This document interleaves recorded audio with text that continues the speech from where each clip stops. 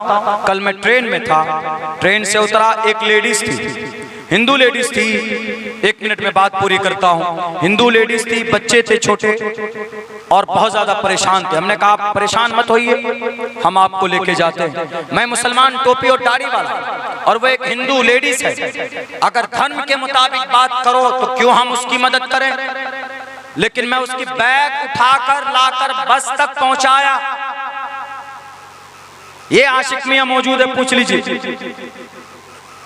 हम आ रहे थे उत्तर प्रदेश से, गाजीपुर से प्रोग्राम कर दिल साहब साथ में थे। तो अगर हम धर्म को देखें, वो तो हिंदू लेडीज थे, मना नहीं, हम उसकी मदद नहीं करते। जाओ तुम जानो, तुम्हारा धर्म हिंदू है।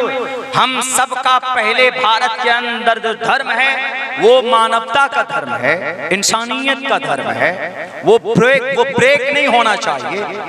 और बल्कि हम लोग इत्र इस्तेमाल करते हैं। हमने कभी जन्नतुल फिरदौस कर लेते हैं, कभी ऊद कर लेते हैं, कभी कुछ कर लेते हैं। तो एक लेडीज, उम्र दराज लेडीज थी, उनकी पूरी टीम थी बैठी हुई वहीं पे ट्रेन में। उनमें से एक बोली कि मौलाना साहब, आपकी खुशबू जो आप लगाए हमको बहुत अच्छी लग रही।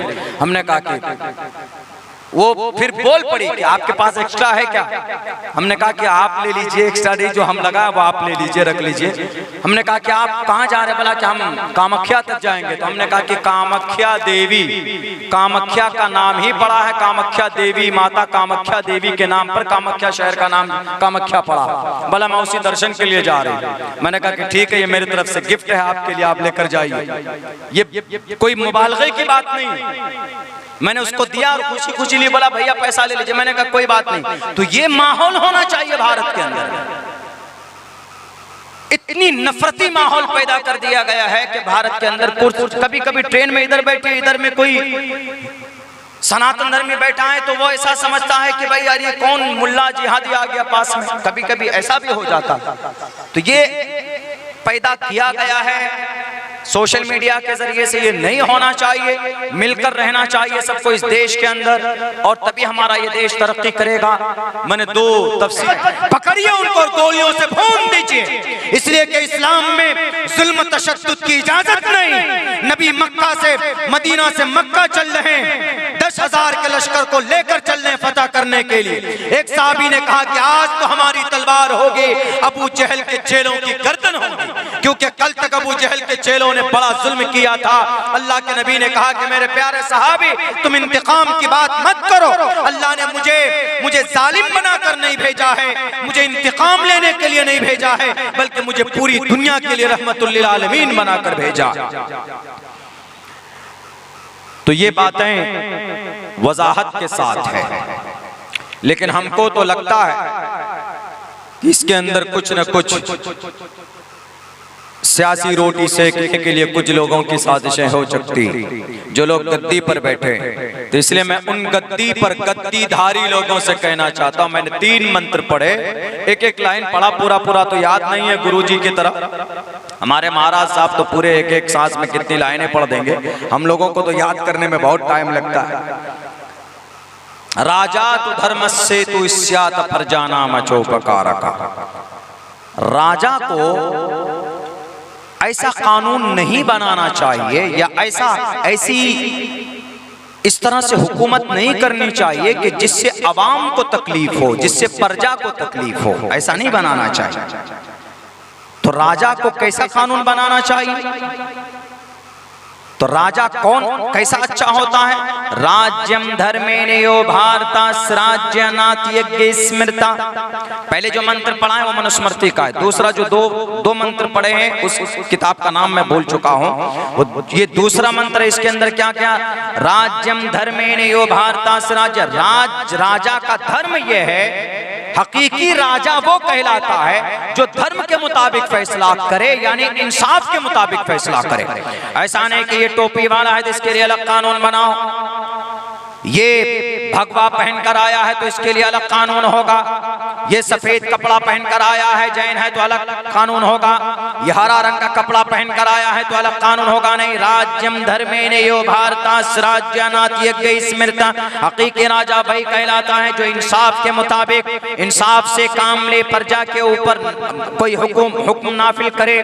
तीसरे श्लोक के अंदर कहा गया है, तीसरे श्लोक में जा नरपति प्रजा दुखदाता, जो राजा प्रजा को दुख देता है कानून बनाकर। इसमें कुछ मीनिंग को वाजे करने के लिए अपनी तरफ से आसान करके बोल रहा हूं मैं। जा नरपति प्रजा दुखदाता, जो राजा प्रजा को दुख देता है, और दुख किसी भी तरह हो सकता। इसमें सिर्फ राजा से मुराद यहाँ पर सिर्फ प्राइम मिनिस्टर या चीफ मिनिस्टर नहीं है, यहाँ राजा से मुराद गांव का सरपंच भी हो सकता, यहाँ राजा से मुराद गांव का मुखिया भी हो सकता, यहाँ राजा से मुराद वार्ड का मेंबर भी हो सकता, यहाँ राजा से मुराद थाने का एसएचओ भी हो सकता, यहाँ राजा से मुराद एमपी एमएलए भी हो सकता, यहाँ राजा से मुराद कोई भी हो सकता, डीएमएसपी भी हो सकता। ये माना मुराद ले सकते हैं आप। जानर पति प्रजा दुखदाता, सो नर तुरंत नरक में हो जाता। जो राजा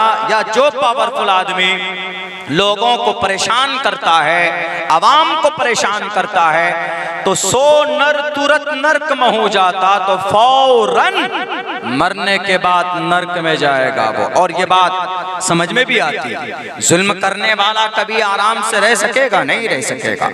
मरने के बाद उसको फी नारी जहन्नम खालिदीन फीहा अबदा।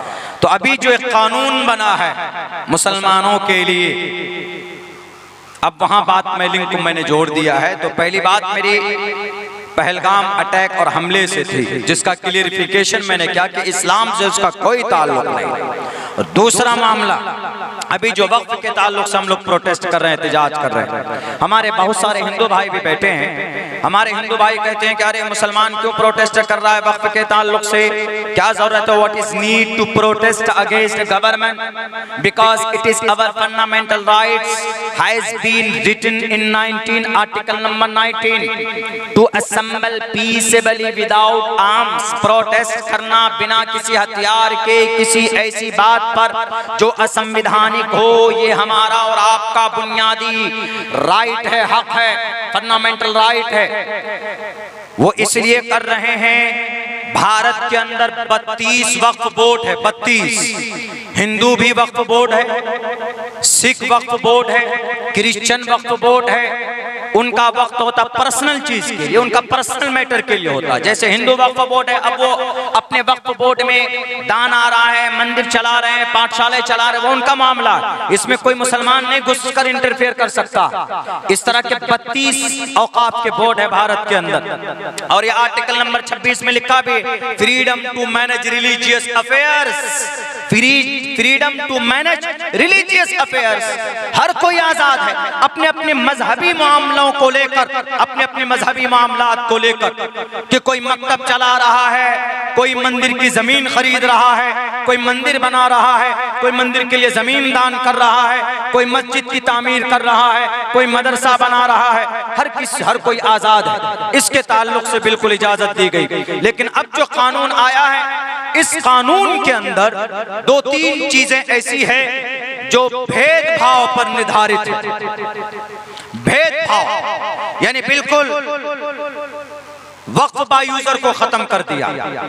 ये इतनी खतरनाक चीज है कि आप इसको समझा, आपको मैं समझा रहा हूं बड़ी आसानी के साथ। जैसे ये मदरसा है हजरत का, कारी साहब का, मदरसे में जमीन किसी ने वक्फ की होगी।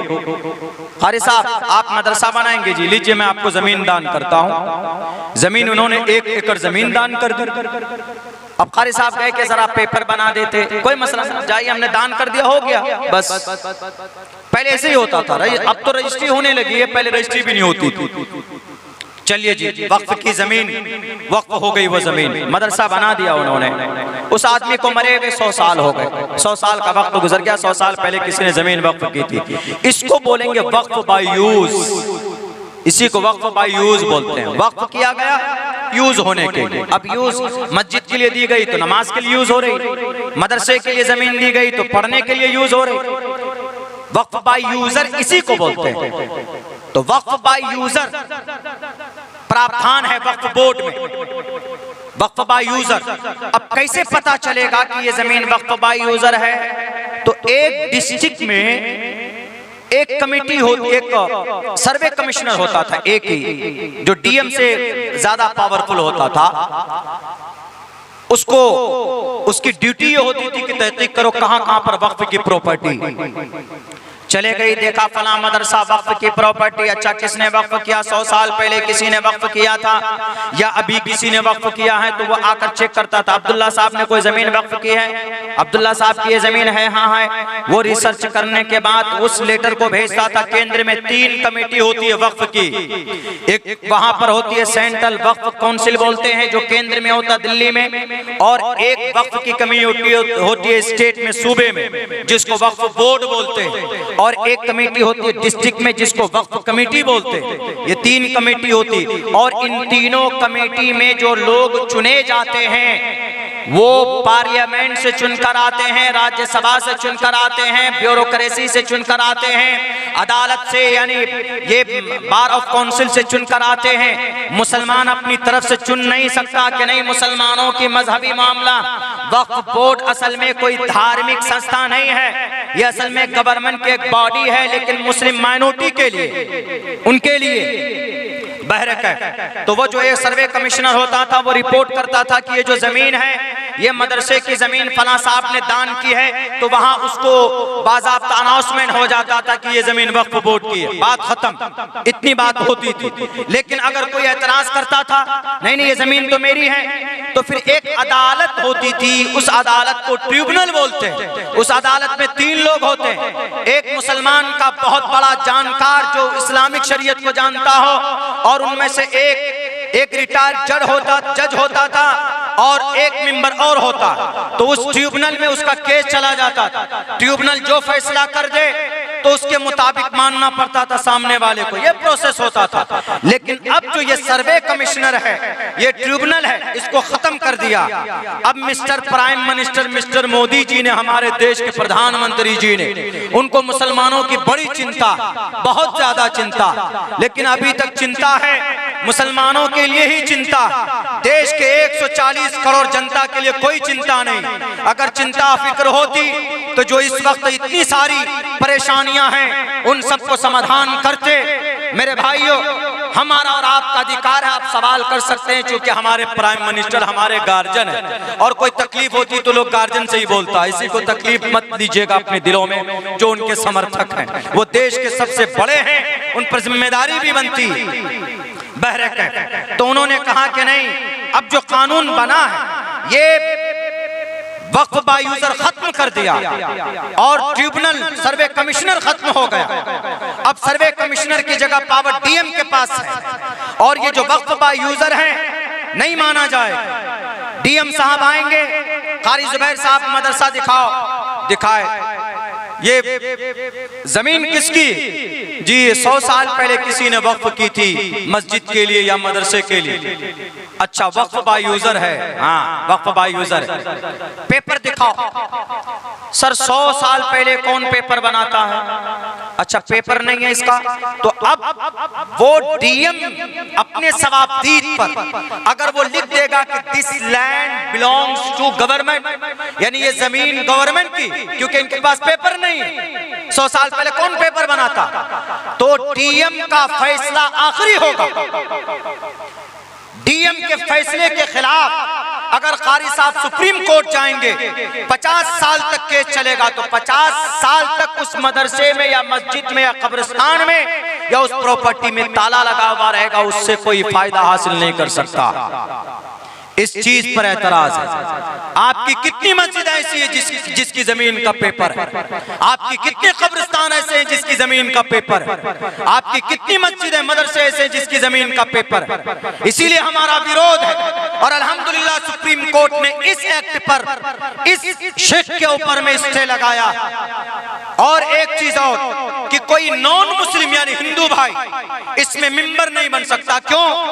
जब हिंदू वक्फ बोर्ड में मुस्लिम मेंबर नहीं बन सकता या क्रिश्चियन मेंबर नहीं बन सकता, तो सुप्रीम कोर्ट ने कहा कि मुस्लिम वक्फ बोर्ड में आप हिंदू को मेंबरशिप कैसे दे रहे हैं? सुप्रीम कोर्ट ने बाज़ाब्ता इस पर आरोप लगाया और उन्होंने एतराज जाहिर की। मेरे भाइयों, इस वजह से हमारे सनातन धर्म भाइयों हम सड़कों पर हैं। इस तरह से तो हमारी कितनी जमीनें चली जाएंगी, इसलिए कि डीएम किसका आदमी होता? डीएम सरकार का आदमी होता। वो तो सरकार के हक में फैसला करेगा, और अगर नहीं किया, किसी मस्जिद को ताला लगाना होगा तो उस मस्जिद के में आकर के डीएम कहेगा कि दिस मस्जिद बिकॉज इट मस्जिद has no evidence and documents, इसके पास कोई एविडेंस नहीं है, इसके ऊपर में कोई कानूनी का इसको गवर्नमेंट की प्रॉपर्टी घोषित कर दो। घोषित कर दिया जाएगा, कानून बना है तो उसके ऊपर नमाज नहीं पढ़ी जा सकती। कब्रिस्तान के ताल्लुक से होगा तो आप मुर्दे को नहीं उसमें दफन कर सकते। इस तरह की बातें हैं। इसीलिए हमारे उलमा मैदान में खड़े हैं कि नहीं, इस कानून को वापस होना चाहिए। अगर आपको कानून बनाना है तो फिर सबके लिए बनाइए, अगर आपको इस्लाह करनी है तो सबके लिए कीजिए। धर्म के मुताबिक कोई कानून नहीं बनेगा, भारत के धर्म के मुताबिक कानून बनेगा। भारत का एक ही धर्म है, वो क्या है? भारत का संविधान है। आर्टिकल नंबर 25, आर्टिकल 25 के अंदर 15 के अंदर कहा गया, prohibition of discrimination on grounds of religion. धर्म के नाम पर कोई कानून नहीं बनता है। अगर कोई अब्दुल्ला सालिम की टोपी और दाढ़ी देखकर कानून नहीं बनेगा, या महाराज जी की गेरुए रंग का कपड़ा पहनकर कोई कानून नहीं बनेगा। अगर कोई इस तरह का कानून बनाता है तो प्रोहिबिशन नाजायज है, हराम है। अंग्रेजी वर्ड है प्रोहिबिटेड का मतलब हराम, नाजायज, not allowed. Prohibition of discrimination on grounds of religion, जात के आधार पर, धर्म के आधार पर कि ये मंदिर और मस्जिद वाला है तो ये चर्च और गुरुद्वारे वाला है तो इनके लिए कानून अलग बनना चाहिए। हमारे भारत का संविधान इसकी इजाजत नहीं देता। आज जो हम लड़ाई लड़ रहे हैं, ये सिर्फ हम अपनी शरीयत, हम अपनी वक्फ बोर्ड की को बचाने के लिए नहीं, बल्कि भारत के संविधान को बचाने के लिए भी लड़ाई लड़ रही है। और वक्फ का ताल्लुक इस्लाम से भी है और हिंदू धर्म से भी। इस्लाम में तो यह अकीदा, अल्लाह के नबी की हदीस भी है और कुरान की बाज़ आयत भी। बाज़ मीडिया वाले बोलते हैं कि ये वक्फ का ताल्लुक कुरान से है। लोग बोलते हैं जरा कुरान में वक्फ, लफ्ज़ वक्फ दिखा दो, कहीं पर भी नहीं। अरे मीडिया वाले, तुम तो अपने नेताओं की चापलूसी करते हो, अपनी ज़मीर को बेच चुके हो। पढ़ोगे तो पता चलेगा, इस्लाम का पता कुरान से चलेगा, शरीयत से चलेगा, बुखारी से चलेगा, मुस्लिम से चलेगा, अल्लाह के नबी की जिंदगी से चलेगा। हिंदू धर्म का पता श्री रामचंद्र जी मर्यादा पुरुषोत्तम की जिंदगी से चलेगा, श्री कृष्ण जी की जिंदगी से चलेगा और रामायण रामचरित्र मानस के पढ़ने से चलेगा। किसी हिंदू को देखकर हिंदू के ऊपर फैसला नहीं किया जा सकता, किसी मुसलमान को देखकर इस